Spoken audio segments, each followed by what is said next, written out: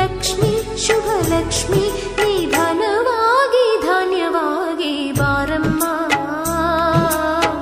ಬಡವರ ಮನೆಗೆ ದಯ ಮಾಡಮ್ಮ. ಅಮ್ಮ ಬಾರಮ್ಮ, ಬಡವರ ಮನೆಗೆ ದಯ ಮಾಡಮ್ಮ.